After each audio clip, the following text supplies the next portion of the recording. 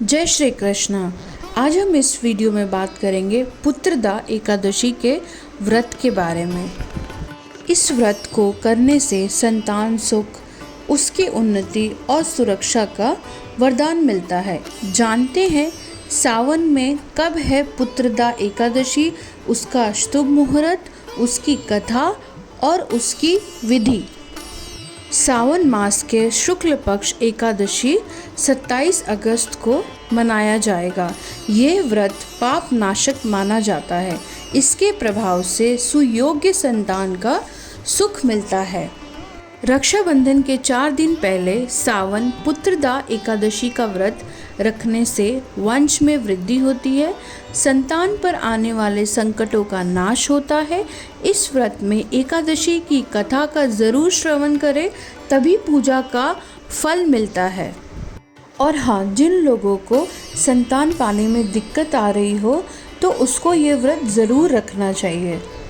2023 में सावन मास का जो पुत्रदा एकादशी है वो 27 अगस्त रविवार को मनाई जाएगी और पूरे साल में पुत्रदा एकादशी 2 बार आती है।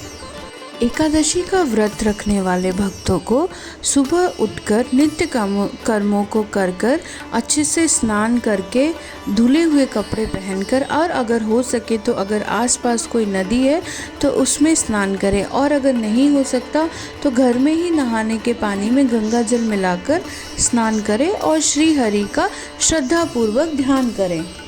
और इस एकादशी में याद रखें कि तुलसी के पत्तों का प्रयोग अवश्य करें।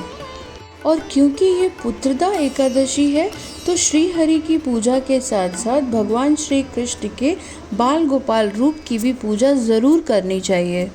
एकादशी तिथि प्रारंभ होगी 27 अगस्त रविवार को प्रातः 12:08 पर और इसकी समाप्ति होगी 27 अगस्त रात्रि 9:32 पर। ये शुरू होगा सुबह 12:08 पर और इसकी समाप्ति होगी रात को 9:32 पर। और व्रत का पारण का जो समय है वो सुबह 5:57 से लेके 8:31 तक रहेगा 28 अगस्त को। एक बार मैं फिर बता देती हूँ, जो पारण का समय है वो सुबह 5:57 पर शुरू होगा और 8:31 पर ख़त्म होगा।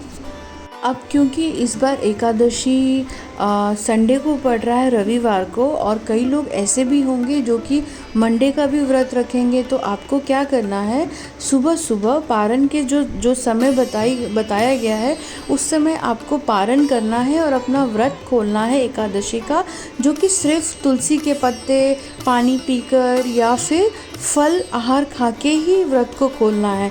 क्योंकि आपको फिर से सोमवार का व्रत रखना है तो अनाज का उपयोग इसमें ना करें। चलिए अब पुत्रदा एकादशी की कथा का श्रवण करते हैं।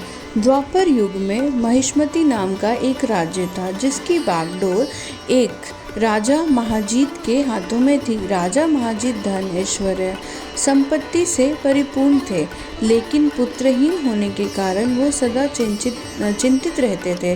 राजा ने पुत्र प्राप्ति के बहुत उपाय किए, किंतु उसका जो फल था वो निष्फल ही रहता था। राजा महाजीत वृद्धावस्था की ओर बढ़ते जा रहे थे। राजा अपनी प्रजा के साथ समस्त प्राणियों को अच्छी तरह उनका ध्यान रखते थे। पुरुषार्थ करने के बाद भी वो संतानहीन क्यों है, इस बात को लेकर वो हमेशा दुखी रहते थे।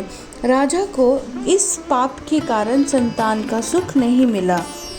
एक दिन राजा ने अपने राज्य के सभी ऋषि मुनियों, सन्यासियों और विद्वानों को बुलाकर संतान प्राप्ति के उपाय पूछे। राजा की बात सुनकर सभी ने कहा कि हे राजन, तुमने पूर्व जन्म में एकादशी के दिन अपने तालाब से एक गाय को जल नहीं पीने दिया था, जिसकी वजह से गाय ने तुम्हें संतान न होने का श्राप दिया था। इसी कारण तुम संतान विहीन हो।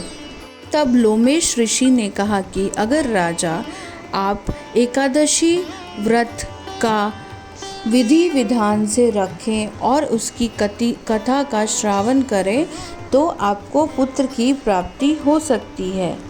तब राजा ने श्रावण माह के शुक्ल पक्ष को पुत्रदा एकादशी का व्रत और रात्रि जागरण करके अगले दिन विधि पूर्वक अपनी पत्नी सहित व्रत का पारण किया। इस व्रत के पुण्य से रानी ने गर्भ धारण किया और 9 माह बाद एक अत्यंत तेजस्वी पुत्र को जन्म दिया। तो सब एक बार मेरे साथ मिलकर बोले, लक्ष्मी नारायण की जय, लड्डू गोपाल की जय।